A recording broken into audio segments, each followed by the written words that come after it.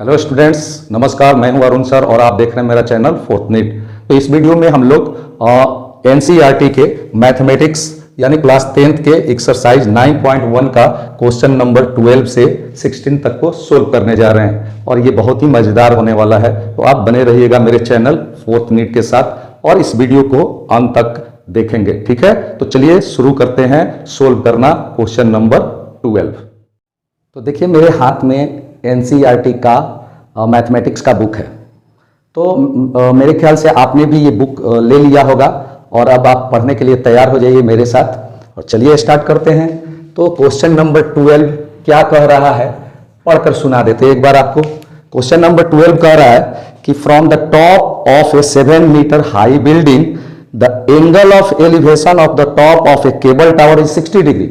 मतलब एक 7 मीटर ऊंचे बिल्डिंग के टॉप से एक केबल टावर के टॉप का एंगल ऑफ एलिवेशन 60 डिग्री है, ठीक है। चलिए डायग्राम से समझाते हैं कि मान लीजिए कि ये एक केबल टावर है और इससे कुछ दूरी पर ये एक 7 मीटर हाई एक बिल्डिंग है, ठीक है। ये बिल्डिंग हो गया 7 मीटर हाई। तो क्या कह रहा है क्वेश्चन, अगर इसको हम बिल्डिंग को ए बी मान लें, बिल्डिंग के हाइट को, और इसको सी डी मान लें, तो ये कह रहा है कि 7 मीटर हाई बिल्डिंग के टॉप से इसके टॉप का एंगल ऑफ एलिवेशन 60 डिग्री है। तो हम यहाँ पे एक हॉरिजॉन्टल लाइन ड्रॉ करेंगे और इसको ज्वाइन कर देंगे, ये 60 डिग्री है। फिर क्या कह रहा है, फिर कह रहा है and the angle of depression of its foot. It's foot means tower का फुट। टावर का फुट कहाँ है, सी पर। और कहाँ से एंगल ऑफ डिप्रेशन, ए से, यानी कि बिल्डिंग के टॉप से।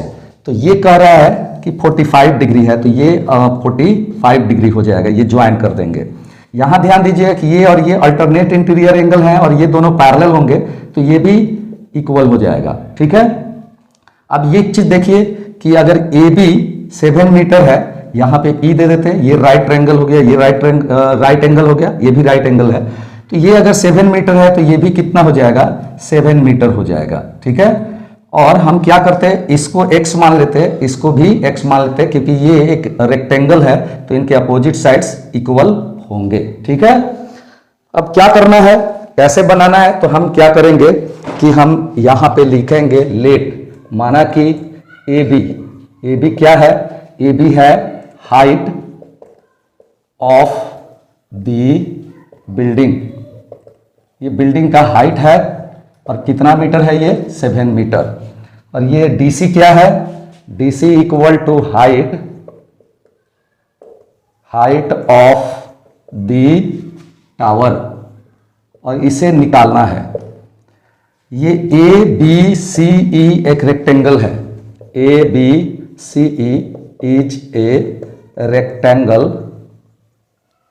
सो यहां देखिए ये ए बी इक्वल होगा इसके अपोजिट साइड के, यानी कि इसी के, और कितना के बराबर होंगे दोनों, 7 मीटर। ये BC और ये AE, BC इक्वल होगा AE के, और प्रत्येक मान लिए x के बराबर है, यहां x मीटर लिख दिए, इसे हमने लिखा से माना। अब क्या करेंगे, अब देखिए अगर हम इस D को फाइंड आउट कर लेते हैं तो फिर उसमें हम 7 मीटर ऐड कर देंगे, तो ये DC यानी height of building, height of tower निकल जाएगा। पर आप ध्यान दें कि अगर हम इस राइट ट्रायंगल का यूज करेंगे जिसका ये एक्यूट एंगल मालूम है, तो ये 3 साइड्स में से कोई भी एक साइड्स मालूम होना चाहिए, तभी आप जाकर अनदर 2 साइड्स निकाल पाएंगे। पर यहां देखा जाए तो ये न DE मालूम है, न AD मालूम है, ना ही AE मालूम है। तो इसीलिए हम क्या कर रहे हैं, इस राइट ट्रायंगल का यूज करेंगे, और इसका एक साइड 7 मीटर मालूम है तो हम इस साइड को निकालेंगे जिसको x मान रखा है। और ये x, अगर ये x जो वैल्यू लाता है वही वैल्यू AE का भी हो जाएगा, क्योंकि ये दोनों इक्वल हैं। तो जब ये आ जाएगा तब आप ये ट्रायंगल लेकर चलेंगे और D निकल जाएगा। तो पहले हम इस x को निकालने के लिए इस ट्रायंगल का यूज करते हैं। तो लिखते हैं now in right triangle ABC, और इसमें हम क्या लेकर चलेंगे, tan 45 डिग्री, tan 45 डिग्री। क्यों, क्योंकि देखिए ये एक्यूट एंगल है और इसके सामने का साइड ये परपेंडिकुलर मालूम है और बेस निकालनी है। तो P बाई बी tan में होता है, इसलिए tan 45 डिग्री लेकर चल रहे हैं। और ये हो गया AB और ये हो गया पर बेस BC। tan 45 डिग्री का वैल्यू कितना होता है आप जान चुके हैं। tan 45 डिग्री का वैल्यू होता है 1, तो यहां लिखेंगे 1। ठीक है, अब देखेंगे कि AB कितना है। तो आप देख लीजिए AB आपके सामने दिखाई दे रहा है। कितना है AB? AB है 7 मीटर। और BC को हमने मान रखा है x, तो हम यहां लिख देंगे x। क्रॉस मल्टीप्लाई करेंगे, क्या आएगा? x equal to 7 metre. अब आप देख लो x निकल गया। तब हमने क्या कहा था? इस ट्रायंगल को लेकर चलना है, तो आप अब लेकर चलिए ना। Now in right triangle DEA, ये वाला DEA, और इसमें कौन सा TR ले लें, मतलब ट्रिगोनोमेट्रिक रेशियो। इसमें हम लोग लेंगे फिर से tan। क्यों? क्योंकि देखिए इस एंगल के लिए ये परपेंडिकुलर है और ये बेस मालूम हो चुका है।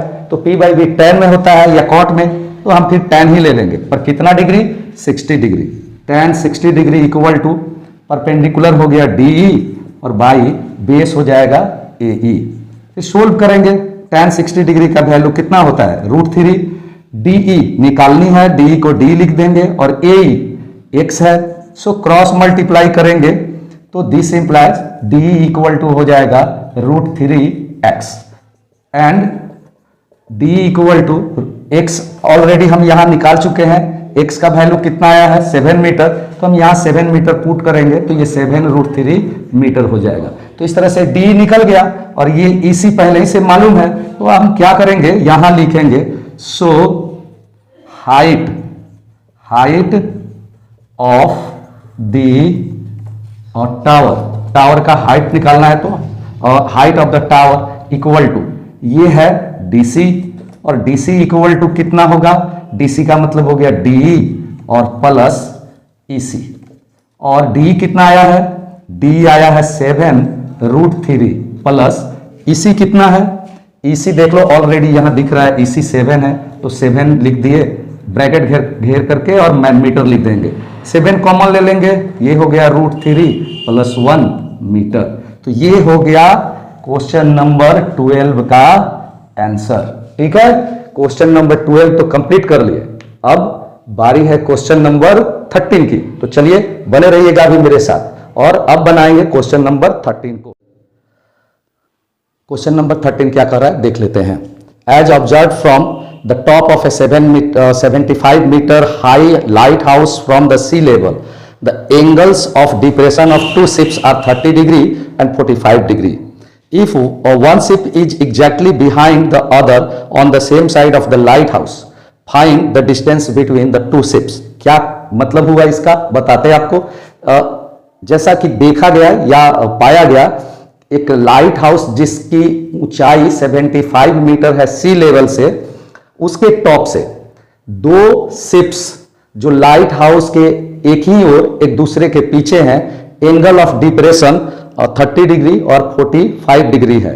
तो उन दोनों शिप के बीच का डिस्टेंस बताना है। ठीक है, चलिए डायग्राम से समझाते हैं आपको। कि मान लीजिए कि ये एक लाइट हाउस का हाइट हो गया, और ये कितना है थोड़ा सा सीधा कर देते इसको। ये 75 मीटर ऊंचा लाइट हाउस हो गया, जिसका टॉप है A और उसका बॉटम है B, और इसके सेम साइड में दो शिप हैं। तो मान लीजिए एक शिप C पर है और दूसरा शिप D पर है। अब इस शिप का इस टॉप से एंगल ऑफ डिप्रेशन पाया जाता है। कितना पाया जाता है थोड़ा देर में बताते हैं आपको। फिर इस शिप का भी इस यहीं से एंगल ऑफ डिप्रेशन ये हो जाएगा D पर के शिप का एंगल ऑफ डिप्रेशन, और ये हो जाएगा C पर के शिप का एंगल ऑफ डिप्रेशन। तो इसमें से एक कह रहा है 30 डिग्री है और दूसरा 45 डिग्री है। तो ध्यान दीजिएगा कि जो एंगल इन दोनों में जो एंगल बड़ा होगा, जैसे ये बड़ा है और ये छोटा है, तो 30 डिग्री और 45 डिग्री में बड़ा एंगल के लिए बड़ा न्यूमेरिकल वैल्यू चुन लेंगे और छोटा के लिए स्मॉलर न्यूमेरिकल वैल्यू सेलेक्ट कर लेंगे। तो देखो यहाँ पे ये छोटा है तो यहाँ 30 डिग्री लिख देंगे, ये बड़ा है तो यहाँ पे 45 डिग्री लिख देंगे। अब ध्यान दीजिएगा कि ये मान लीजिए 30 डिग्री है ना, तो ये भी कितना होगा 30 डिग्री, क्योंकि एंगल ऑफ डिप्रेशन और angle of elevation both are alternate interior angle and these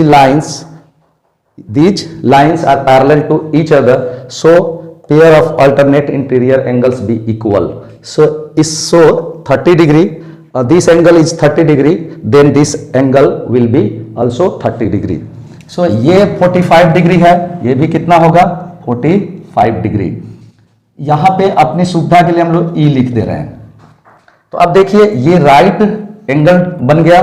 तो ये आपको बताना है कि इन दोनों सीप के बीच का डिस्टेंस कितना है, यानी CD बताना है। हम क्या करते हैं, ऐसा करते हैं, हम CD मान लेते हैं x है, यहां से यहां तक कितना मान लिए x, और BD को यहां से यहां तक को y मान लेते हैं, और ये 75 मीटर दिया गया है। तो अब करेंगे क्या, हम यहां लिख लेते हैं पहले लेट, माना कि AB क्या है, AB है height of the lighthouse. ये लाइट हाउस का हाइट है जो कितना दिया है 75 मीटर, और ये DC क्या है, DC ऐसा करते हैं पहले BC लिख देते हैं, BC is equal to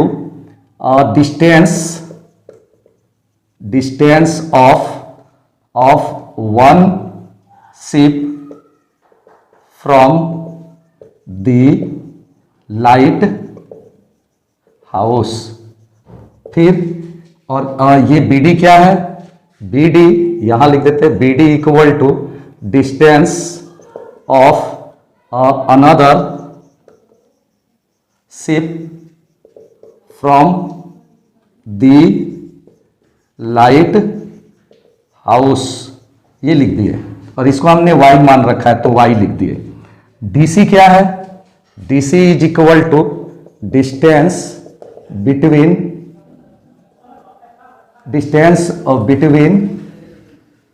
both the ships, और इसको हमने x माना है, यही निकालना है, ठीक है। और अब क्या करेंगे, हम इस ट्रायंगल को लेकर चलते हैं इन राइट, यहां लिख देंगे now in right triangle ABD ले लिए, tan लेकर चलेंगे, बताने की आवश्यकता नहीं है कि tan क्यों लेकर चल रहे हैं, कई बार बता चुके हैं। ये हो जाएगा परपेंडिकुलर AB और बेस हो जाएगा इसका BD। tan 45 डिग्री का वैल्यू 1, AB 75 मीटर और BD है y, सो क्रॉस मल्टीप्लाई किए y इक्वल टू 75 मीटर, निकल गया ये।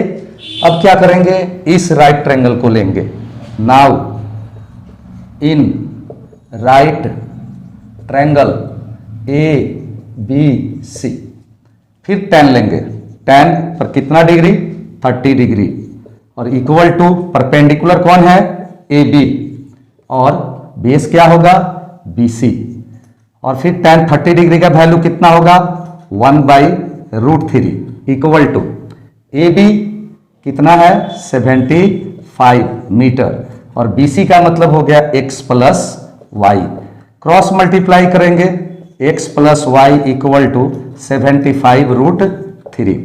और अब क्या करेंगे, यहां पे y का वैल्यू आ चुका है 75, तो x प्लस 75 इक्वल टू 75√3। इस 75 को साइड भेज देंगे तो x equal to 75√3 minus 75, so x equal to 75 common लेंगे, √3 माइनस 1। तो इस प्रकार से हैंस द रिक्वायर्ड डिस्टेंस, या लिख देंगे the distance between both the ships equal to, यही x था और x मीटर था, x कितना आया है, x आया है 75 इंटू √3 माइनस 1 इतना मीटर। तो ये हो जाएगा आंसर, क्वेश्चन नंबर 13 का आंसर हम लोगों ने निकाल लिया। तो आप उतार लीजिए या स्क्रीनशॉट ले लीजिए, तब तक क्वेश्चन नंबर 14 देख लेते हैं क्या कह रहा है।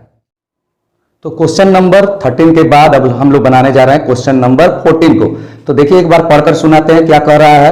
A 1.2 metre tall girl spots a balloon moving with the wind in horizontal line at a height of 88.2 metre from the ground. एक लड़की जिसका हाइट 1.2 मीटर है वो हवा के साथ हॉरिजॉन्टल लाइन में उड़ रहे बलून को देख रही है और जिसकी ग्राउंड से ऊंचाई 88.2 मीटर है, यानी बलून का हाइट ग्राउंड से 88.2 मीटर है. The angle of elevation of the balloon from the eyes of the girl at any instant is 60 degree. किसी क्षण लड़की की आंख पर बलून का एंगल ऑफ एलिवेशन 60 डिग्री है. आफ्टर सम टाइम, कुछ देर बाद, the angle of elevation reduces to 30 degree. कुछ देर बाद एंगल ऑफ एलिवेशन घट जाता है 30 डिग्री तक. Find the distance travelled by the balloon during the interval. तो इस इंटरवल के दौरान बलून द्वारा जो डिस्टेंस ट्रेवल किया गया है वो आपको फाइंड आउट करना है. तो चलिए बनाते हैं डायग्राम और देखते हैं क्या कह रहा है क्वेश्चन. तो यहां देखिए क्वेश्चन नंबर 14 का डायग्राम बनाने जा रहे हैं. ये सपोज कीजिए कि एक लड़की है जिसका हाइट 1.2 मीटर है. ये 1.2 मीटर हाइट वाली एक लड़की हो गई, सीधी नहीं हो पा रही है. और ये ग्राउंड है.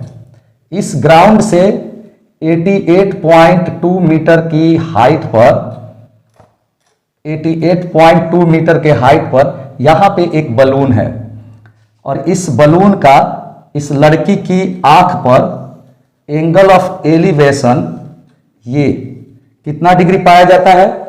ये पाया जाता है, एंगल ऑफ एलिवेशन है दिया गया 60 डिग्री. ये 60 डिग्री है तो हम यहां लिख देंगे 60 डिग्री. फिर यहां से बलून, ये मान लीजिए बलून है जो इसी हॉरिजॉन्टल डायरेक्शन में हॉरिजॉन्टली ऐसे विंड के साथ मूव कर रहा है. तो सपोज कीजिए कुछ देर बाद वो यहां पहुंच जाता है तो हाइट तो इसका अभी भी उतना ही रहेगा, यानी कितना, ये टोटल हाइट हो गया 88.2 मीटर. ये टोटल हाइट यहां भी यही रहेगा 88.2 मीटर. ये पर इस बार लड़की की आंख पर अब एंगल ऑफ एलिवेशन घटकर 30 डिग्री हो जाता है. तो इसे और इधर बढ़ा देंगे, थोड़ा सीधा कर देते हैं. ये लाइन टेढ़ा लग रहा है, इसको सीधा कर दे रहे हैं. ठीक है, ये हो गया. अब आप देखो इसमें कौन क्या है वो लिखते हैं. तो आप देखिए यहां पे नाम देते हैं. ये ए बी हो गया हाइट ऑफ द गर्ल, ये हो गया C D height of the balloon in first case, और ये हो गया E F height of the balloon in second case. यहां पर भी कुछ नाम देते हैं, जी दे देते हैं यहाँ पे एच दे देते हैं. ठीक है, तो अब जरा देखिए फिगर बता दी आपको. ये हो गया लड़की की हाइट, ग्राउंड से बलून का ये हाइट है फर्स्ट केस में 88.2 मीटर. तब इस समय लड़की की आंख पर यानी ए पर 60 डिग्री का एंगल बन रहा है. कुछ देर बाद बलून विंड के साथ यहां पहुंच जाता है और तब इस लड़की की आंख पर ये एंगल 60 डिग्री से घटकर 30 डिग्री हो जाता है. तो बलून द्वारा जो डिस्टेंस ट्रेवल किया गया यानी ये सी, ये निकालना है. सी निकालने का मतलब हुआ कि आपको ये GH निकाल लेना है. तो चलिए GH निकालते हैं, उतना ही सी हो जाएगा. तो इसके लिए हम क्या करेंगे, एक राइट ट्रायंगल ये यूज करेंगे और दूसरा राइट ट्रायंगल ये वाला EHA और एक CGA, इन्हीं दो राइट ट्रायंगल का यूज कर लेना है. पहले उससे पहले हम क्या क्या माने हैं वो लिख लेते हैं. यहाँ पे लेट ये AB क्या है, यहां लिखते हैं AB equal to height of the girl, और ये कितना दिया गया है 1.2 मीटर. ये CD और ये EF दोनों इक्वल हैं और दोनों हाइट ऑफ दी बलून, ये दोनों बलून के हाइट हैं from the ground, from the ground, ground से बलून के हाइट है और ये कितना है 88.2 मीटर. ठीक है, और इसके बाद और क्या क्या दिया गया है तो जरा देख लीजिए. इसके बाद दे दिया गया है ये angle CAG, angle CAG equal to 60 degree, angle EAH हो गया 30 डिग्री। और ये जो CE है, CE ये इक्वल होगा किसके, ये GH के, और ये हो गया distance travelled by the balloon. ठीक है, इसी को निकालनी है। तो अब क्या करेंगे, देखो समझाते हैं कैसे कैसे क्या करना है। हमको जब ये GH निकालना है तो GH तो किसी फर्दर राइट ट्रायंगल का साइड नहीं है, तो हम क्या करेंगे, एक बार इस राइट ट्रायंगल को लेंगे और यहां से AG निकालेंगे, फिर इस राइट ट्रायंगल को लेंगे और इससे AH निकालेंगे, और उसके बाद इस पूरे AH में से इस AG को माइनस कर देंगे, GH निकल जाएगा, यानी कि distance travelled by the balloon CE भी निकल जाएगा। तो इस ट्रायंगल का जब यूज करेंगे तो हमको जरूरत पड़ेगी इसके किसी एक साइड, यानी कि एक साइड का लेंथ, जैसे ये CG हमको जरूरत पड़ेगी। तो CG पता नहीं, हमको पता है ये CD कितना है, CD है 88.2 मीटर। तो ये CG निकालने के लिए इस CD में से ये GD माइनस करेंगे। तो यहां पे इस चीज को भी लिख लेते हैं, जरा ध्यान दीजिएगा, ये AB जितना होगा उतना ही होगा ये GD, और इतना ही होगा ये HF। तो ये हो गया कितना, 1.2 मीटर, ये 1.2 मीटर हो गया। तो इसलिए हम यहां CG, सो यहां पे लिखते हैं CG, और जितना CG होगा उतना ही EH होगा। तो यहां इक्वल टू EH लिख दिए, और इक्वल टू ये पूरे 88.2 मीटर में से 1.2 मीटर को घटा देंगे, माइनस किए, तो ये कितना आ जाएगा, 87 मीटर। ठीक है, और अब लेकर चलते हैं इस राइट ट्रायंगल को। तो now in right triangle CGA tan लेकर चलेंगे। कई बार बता चुके कि tan क्यों लेकर चल रहे हैं, और इस राइट ट्रायंगल का एक्यूट एंगल ये है 60 डिग्री, तो हम यहाँ 60 डिग्री लेंगे, और इक्वल टू परपेंडिकुलर होगा CG, और बेस हो जाएगा ये AG। अब क्या करना है, tan 60 डिग्री का वैल्यू रख देना है जो √3 होता है, और CG ऑलरेडी यहां निकाल चुके हैं, ये वाला, ये हो गया 87 मीटर, और ये आपको AG ही लिख देना है। फिर क्या करेंगे, क्रॉस मल्टीप्लाई करेंगे, तो AG इक्वल टू हो जाएगा 87 बाई √3, और उसके बाद रेशनलाइज कर लेंगे, तो 87 √3 से ऊपर मल्टीप्लाई करेंगे, नीचे भी करेंगे, नीचे करेंगे तो √3 से √3 में मल्टीप्लाई करें 3 हो गया। ये अब कट जाएगा, कितना बार में कटेगा, 3 2 जा 6, और बच गया 27, तो 3 9 जा 27, यानी 29 √3 मीटर आ गया। तो इस तरह से हमने AG निकाल लिया, और अब बारी है निकालने की AH। तो लिखेंगे नाउ इन राइट ट्रायंगल, और EHA लेकर चलेंगे, EHA। फिर लिखेंगे tan, पर इस बार 30 डिग्री लेंगे, tan 30 degree equal to perpendicular होगा EH, और बेस हो जाएगा AH, और tan 30 डिग्री का वैल्यू कितना होगा, 1/√3। EH ऑलरेडी निकाल चुके हैं, यही है 87, और बाई AH निकालनी है, AH लिख दिए, फिर क्रॉस मल्टीप्लाई करेंगे तो AH इक्वल टू 87√3 मीटर हो गया। AH भी निकल गया, सो लिखेंगे, so distance travelled by the balloon equal to, इसे निकालना कैसे है, तो ये C हो जाएगा, और C का मतलब है GH, और GH का मतलब है कि आपको AH में से AH माइनस AG कर देना है। ठीक है, तो इक्वल टू हो जाएगा, AH कितना निकाले हम लोग, AH निकाले हैं ये 87√3, और माइनस, और हमने यहां पे निकाल दिया AG, ये कितना है 29√3, इतना मीटर। अब अगर माइनस करेंगे तो ये हो जाएगा 58√3 मीटर। तो ये हमारा आंसर हो गया। ठीक है, तो आपने देखा क्वेश्चन नंबर 14 को हम लोगों ने सोल्व कर लिया। ठीक है, आप इसे अगर नोट करना चाहते हैं तो नोट कर लीजिए, स्क्रीनशॉट ले सकते हैं। ठीक है, फिर हम लोग बढ़ते हैं क्वेश्चन नंबर 15 की। तो देखिए क्वेश्चन नंबर 15 क्या कह रहा है। A straight highway leads to the foot of a tower, मतलब एक स्ट्रेट हाईवे एक टावर के फुट तक जाता है।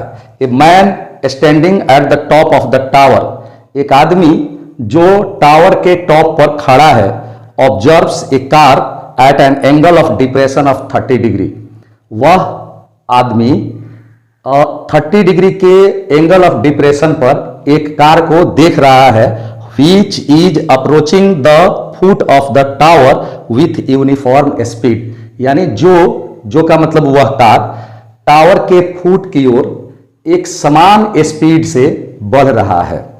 6 सेकेंड लेटर, 6 सेकेंड बाद, the angle of depression of the car is found to be 60 degree. 6 second बाद वही ऑब्जर्वर उस कार का एंगल ऑफ डिप्रेशन 60 डिग्री पाता है। Find the time taken by the car to reach the foot of the tower from this point, तो उस point से जहां पर कार का एंगल ऑफ डिप्रेशन 60 डिग्री पाया गया है, वहां से टावर के फुट तक जाने में कार को कितना समय लगेगा वह समय निकालना है। तो चलिए डायग्राम बनाते हैं, देखते हैं क्या कहता है। देखिए यहां पे मान लीजिए कि ये टावर हो गया, ठीक है, और यहां मान लीजिए ए और बी, यहां पे ऑब्जर्वर है, ऑब्जर्वर का आई यहां पे है, और वो एक ऐसे पाथ, ये एक रास्ता हो गया जो इस टावर के फुट तक आता है, और यहां पर सपोज कीजिए एक कार है, यहां पे एक क्या है, कार है, और इस कार का पहले ऑब्जर्वेशन वो कर रहा है यहां पे, और एंगल ऑफ डिप्रेशन पाता है इसका एंगल ऑफ डिप्रेशन कितना डिग्री पा रहा है, ये पा रहा है 30 डिग्री। ठीक है, तो ये भी हो जाएगा 30 डिग्री। पहले ही बता चुके हैं कि ये अल्टरनेट इंटीरियर एंगल होते हैं और ये दोनों हॉरिजॉन्टल लाइन पैरेलल होते हैं, इसलिए ये इक्वल होंगे। 6 सेकंड के बाद यही कार इधर की ओर बढ़ रहा है, इस साइड की ओर बढ़ रहा है, तो जब अगर इधर फुट की ओर बढ़ रहा है तो 6 सेकंड बाद वो मान लीजिए यहां पहुंच गया डी पर, तब एंगल ऑफ डिप्रेशन यहां पर एंगल ऑफ डिप्रेशन हो जाता है 60 डिग्री।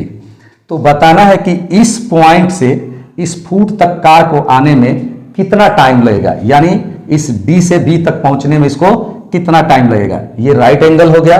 तो चलिए अब डायग्राम तो हमने बना लिया, अब बात करते हैं कि कौन क्या है। तो आप देख लीजिए यहां पे हम लिख देते हैं, ये कुछ नहीं दिया है तो एच मान लेते हैं, ये बी डी को सपोज कीजिए हम एक्स मान लेते हैं, और ये सी डी को वाई मान लेते हैं। तो यहां पे हम लिखते हैं क्वेश्चन नंबर 15, और यहां लिखते हैं let A B equal to height of the tower. Tower का हाइट है और इसको हमने कितना मान लिया है, एच मीटर लिख सकते हैं। और बीसी, बीसी मतलब हो गया distance of the car in case first, पहली स्थिति में कार का डिस्टेंस जो कि कितना के बराबर है, ये कुछ नहीं माने हुए डीसी को, इसलिए इसे छोड़ देते हैं। और ये उसके बाद ये बीडी, बीडी का मतलब हुआ distance of the car after 6 second. 6 second बाद कार का डिस्टेंस कहां से, फ्रॉम दी टावर, और ये हमने मान रखा है x, तो x मीटर यहां लिख देते हैं। फिर ऐसा करते हैं, ये भी डिस्टेंस ऑफ द कार, चलो इन केस फर्स्ट ठीक है, नहीं तो लिख देते बिफोर 6 सेकेंड फ्रॉम ऑब्जर्वेशन, ऐसे लिख सकते थे। और यहां पे हम लिख देते हैं सी डी, ये C D equal to distance travelled by the car in 6 second, और इसको हमने माना है y। ठीक है, ये एंगल 60 डिग्री हो जाएगा, तो यहां 60 डिग्री दिखा देते हैं।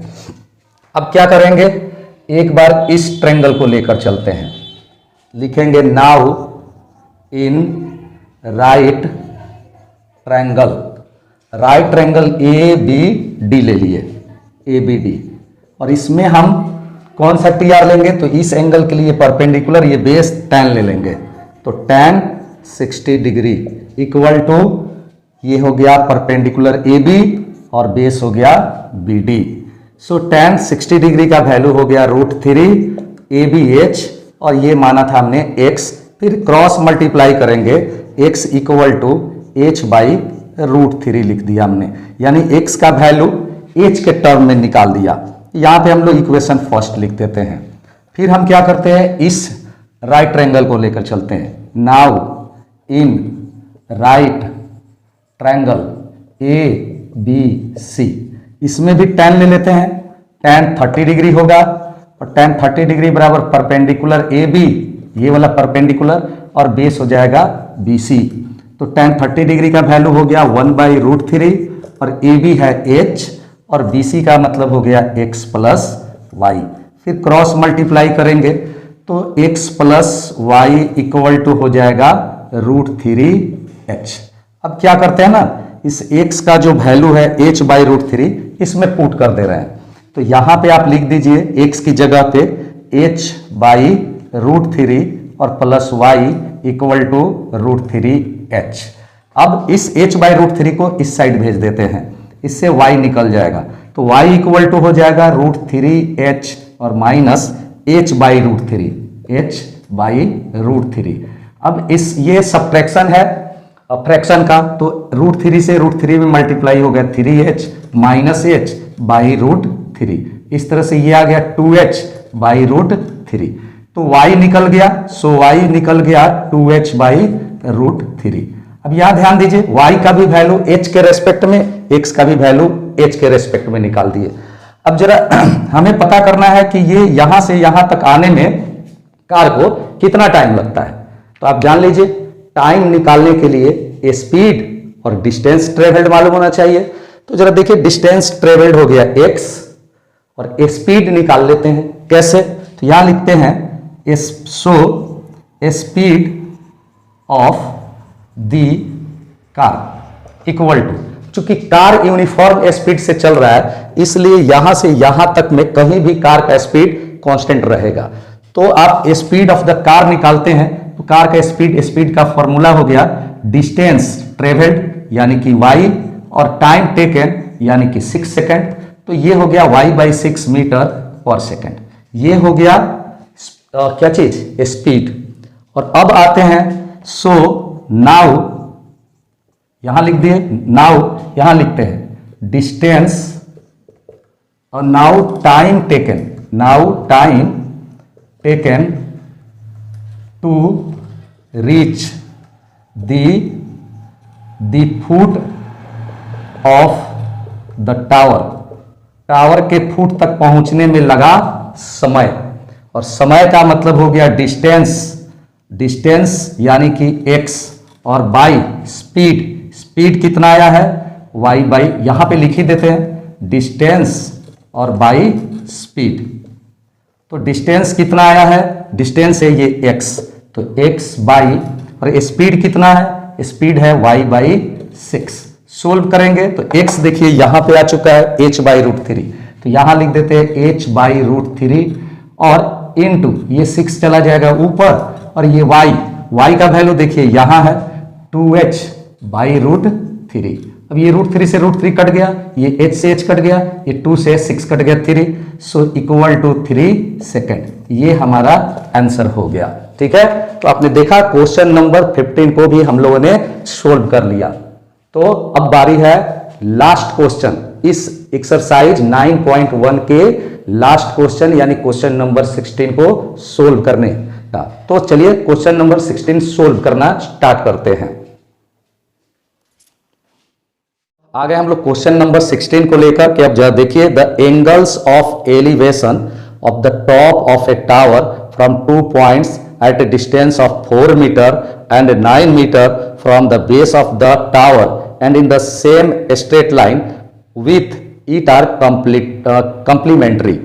मतलब ये कह रहा है कि एक टावर के टॉप से दो पॉइंट का और जो कि एक ही स्ट्रेट लाइन में टावर के बेस से 4 मीटर और 9 मीटर के डिस्टेंस पर हैं, वहां पे एंगल ऑफ एलिवेशन कॉम्प्लीमेंट्री है, मतलब एंगल ऑफ एलिवेशन का सम 90 डिग्री है। तो prove that the height of the tower is 6 metre. तो आपको प्रूव करना है कि टावर का हाइट 6 मीटर है। तो चलिए देखते हैं क्या कह रहा है क्वेश्चन डायग्राम द्वारा। मान लीजिए कि ये टावर है और इस टावर का हमने नाम दे दिया ए बी, यानी इसके हाइट हो गया ए बी। अब इस टावर का टॉप ए है और बेस है बी। तो इस बेस से एक ही स्ट्रेट लाइन पे दो पॉइंट है, एक 4 मीटर के डिस्टेंस पर और एक 9 मीटर के डिस्टेंस पर यहां पे क्वेश्चन में ये क्लियर नहीं किया गया है कि दोनों पॉइंट इस टावर से एक ही साइड में है या आइदर साइड में है। तो आप पर डिपेंड करता है, आप दोनों पॉइंट को एक ही साइड ले लीजिए या एक पॉइंट को इधर और एक पॉइंट को इधर ले सकते हैं। तो हम क्या करते हैं, एक ही साइड में ले लेते हैं। तो ये स्ट्रेट लाइन बनाए, ये एक पॉइंट सी है जिसका डिस्टेंस इसके फुट से यानी कि बेस से, टावर के बेस से 4 मीटर है, और ये एक पॉइंट है डी जिसका डिस्टेंस बी से 9 मीटर है। ये 9 मीटर हो गया। तब यहां पर ये जो टॉप है इससे angle of depression, sorry angle of elevation है, इसलिए ये नहीं बनाएंगे। तो ये एंगल ऑफ एलिवेशन हो गया इस पॉइंट सी से इस पॉइंट ए का, और इसी तरह से डी से इस पॉइंट ए का एंगल ऑफ एलिवेशन ये है। तो क्वेश्चन के अनुसार ये दोनों का सम 90 डिग्री है, यानी कंप्लीमेंट्री है। तो मान लेते हैं, इस स्पष्ट तो है नहीं कि कौन कितना डिग्री है, तो हम इसमें से एक को थीटा मान लेते हैं, किसी को भी मान सकते हैं। तो दूसरा हो जाएगा 90 डिग्री माइनस थीटा, ये राइट एंगल हो गया।